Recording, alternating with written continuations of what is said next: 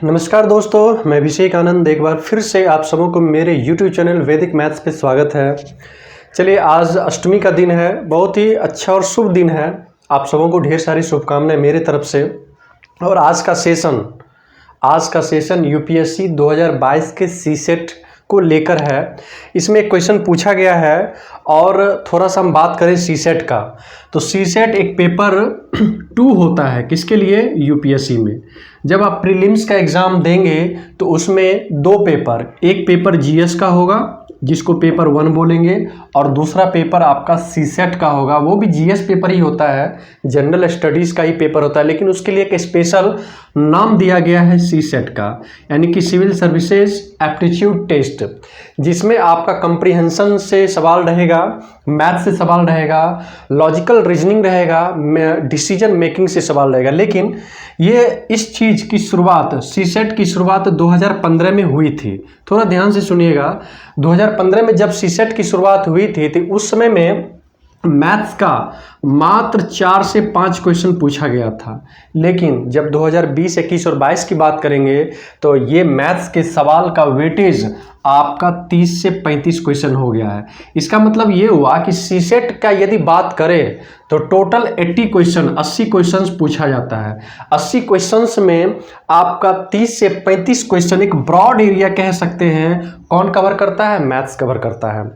और यूपीएससी आपको विद्वान बनाने के लिए नहीं, यूपीएससी आपके सिर्फ नॉलेज का टेस्ट करता है, और वो ये जानना चाहता है कि किसी भी विषय को, किसी भी एरिया को, यदि आप किसी भी सेक्शन को पढ़ के आए हैं तो आपका उसमें कितना बढ़िया पकड़ है, आप कितने अच्छे से माइक्रो एनालिसिस करके आए हैं उस विषय पे, उस सब्जेक्ट पे। बस यूपीएससी आपको यही टेस्ट करने का कोशिश करती है। ये सवाल आपका 2022 का है, सीसेट का एक पेपर का है, और कुछ नहीं है सवाल में, बहुत सिंपल सा सवाल है। सवाल में सिर्फ आपका यूपीएससी एक मेंटलिटी कह सकते हैं कि एबिलिटी टेस्ट करने का कोशिश किया है। देखते हैं कि सवाल में है क्या।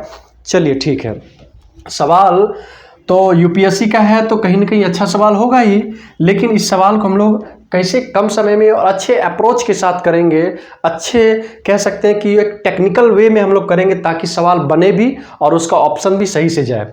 देखिए सवाल क्या कह रहा है कि 1840 रुपया का एक बिल है 1840 रुपया, उसको पे करना है।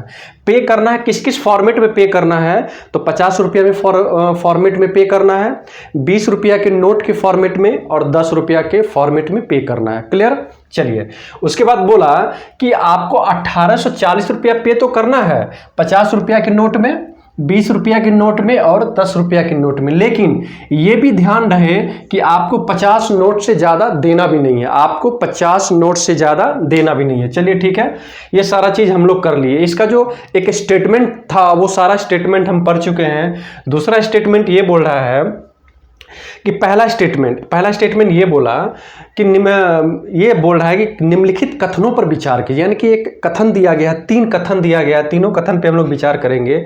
50 रुपये वाले 25 नोट को पे किया, यानी कि 50 रुपया वाले, ध्यान से सुनिएगा, 50 रुपया वाले कितना नोट दिया? 25 नोट दिया, तो ये कितना हो गया? 1250 रुपया हो गया।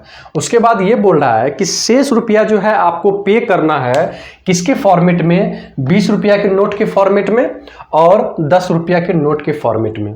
ये आपको क्वेश्चन एक स्टेटमेंट बता रहा है। पहला स्टेटमेंट ये बोला कि 50 रुपया का जो नोट है वो कितना नोट हम पे किए हैं? 25। तो 50 रुपये का 25 नोट देंगे तो इसका मतलब 1250 रुपया देंगे। क्लियर? शेष रुपया पे करना है तो 20 रुपया के फॉर्मेट में और 10 रुपया के फॉर्मेट में। अब यहाँ से कुछ पता नहीं चल रहा है, लेकिन यहाँ से हम लोग पता करेंगे, स्टेटमेंट को देखेंगे कि स्टेटमेंट सही है या गलत है। उसके लिए करना क्या होगा कि 10 रुपया का नोट और 20 रुपया का नोट है, ठीक है। हम क्या करेंगे, 20 रुपया का नोट ही ले लेते हैं जो सबसे बड़ा नंबर है। 10 रुपया से ज़्यादा 20 रुपये के नोट का वैल्यू है, उसी को हम लोग कंसीडर करते हैं। 25 नोट तो हम दे चुके हैं, देना अब कितना है? 50 में से 25 नोट ही देना है, क्योंकि नोट आपके पास 50 पीस ही है, 50 पीस नोट है, ठीक है। तो हम लोग ये देखें, यदि 20 रुपया का ही नोट हम लोग ले लें, ठीक है ना, और 25, कितना हो जाएगा 25 दूना 50, कितना हो जाएगा 500 रुपया।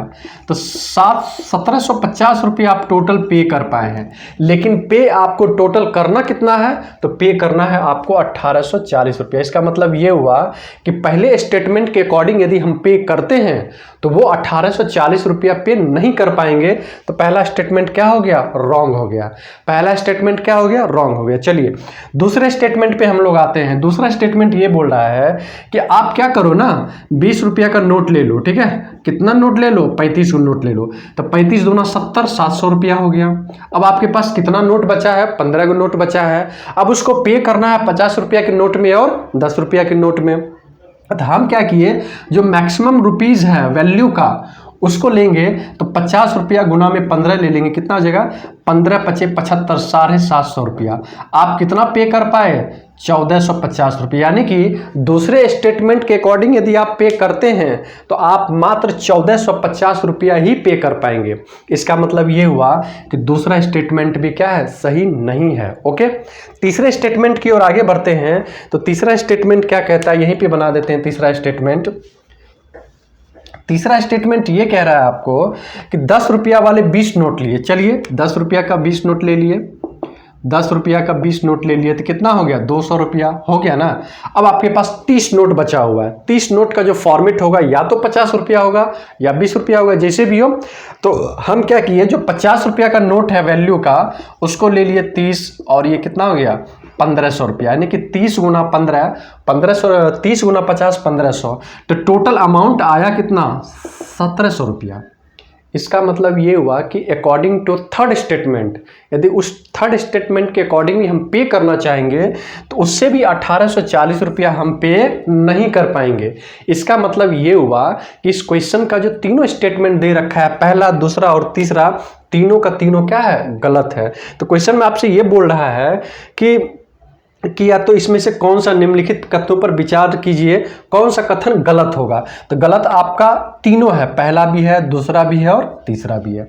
इससे स्पष्ट हो गया कि इस क्वेश्चन का राइट ऑप्शन कौन सा है, डी है। तो चलिए एक छोटा सा यूपीएससी 2022 का क्वेश्चन हम करवाए हैं, लेकिन एक बात हम आपसे शेयर करना चाहते हैं कि हम सोच रहे हैं कि YouTube के माध्यम से सीसेट का जो मैथ्स का जो सेक्शन है, ध्यान से समझिएगा हम क्या कह रहे हैं। सीसेट का जो मैथ्स का सेक्शन है, इसको हम YouTube के माध्यम से आप तक पहुंचाने का कोशिश करें, प्रयास करें। मेरा ये प्रयास रहेगा कि YouTube के माध्यम से सीसेट का जो मैथ्स का सेक्शन हम आप तक पहुँचाएँ।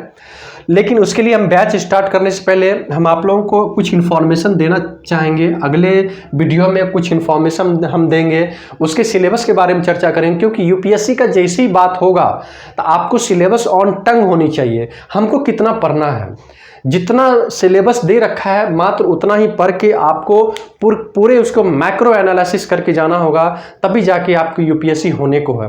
क्योंकि यूपीएससी इतनी आसान नहीं है आप जितना सोच रहे हो। उसके भाषा पे गौर करना होता है, उसके भाषा को पकड़ना होता है, उसके स्टेटमेंट को पकड़ना होता है। और जितने भी चैप्टर सभी मैथ्स में दे रखे हैं सब एक दूसरे से क्या है, लिंक्ड है। तो अगले वीडियो में इसके बारे में हम पूरा डिटेल्स में चर्चा करेंगे कि सीसेट का क्या प्लानिंग 2023 के लिए हमारा होगा, वो हम आपसे शेयर करेंगे। चलिए तब तक के लिए धन्यवाद। Okay, good night, take care.